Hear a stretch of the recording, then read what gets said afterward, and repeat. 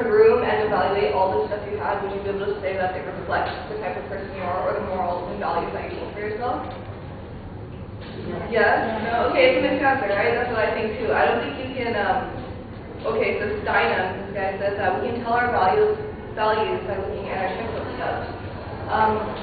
So I think that this is true to a certain extent, but you have to use discretion when judging people like that.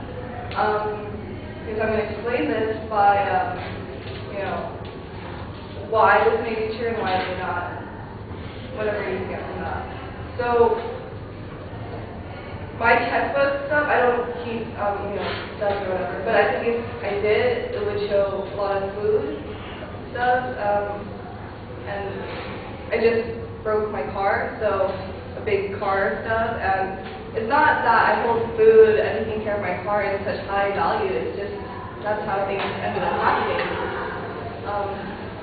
Or school as well. I would spend a lot of money on school, but it's not because I like school or particularly, you know, think I should go. It's just that's how it is. And okay, so we have that, my example of me and how my checkbook would reflect my moral values or any sort of values really.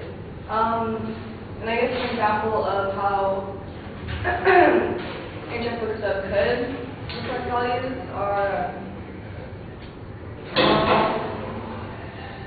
I'm sure Bill Gates spends a ton of money on developing new products and whatnot, right? I think so? Yeah. Thank you, Netta. I think so too.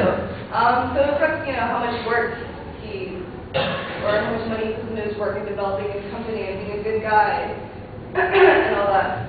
Also, I think he has a charity he puts a lot of money into, so I guess in that sense, you can see that he's a very, that he does well because he enjoys his work. But, like I said, I don't think you can take what people spend their money on as an indicator of what their values are. I think you have to go further than that and try to get to know the person before, or I mean, instead of just judging them based solely on that.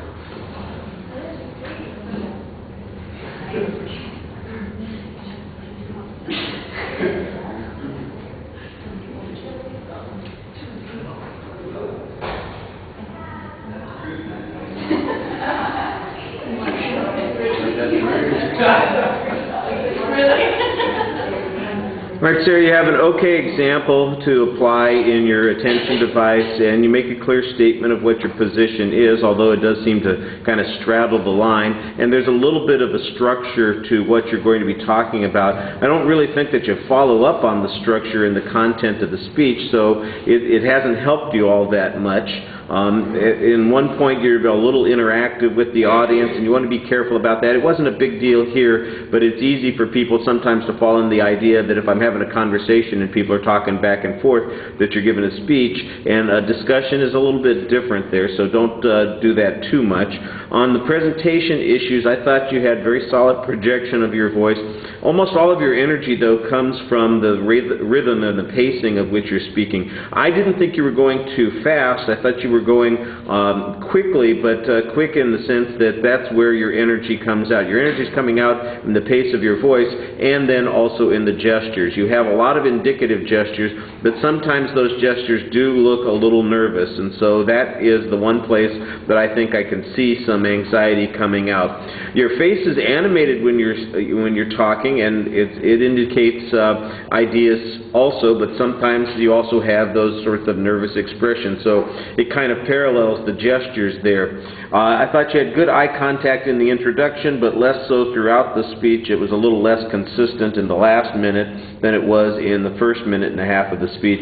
I thought you stood pretty confidently in your one spot, and although sometimes that's an indication of anxiety, it seems to me, like in contrast to the other speech, the other speech that you gave, that you were in a little bit more control. You're a little bit more, here I am, I'm in this moment, I'm talking to the audience right now, instead of just kind of pacing around a little bit.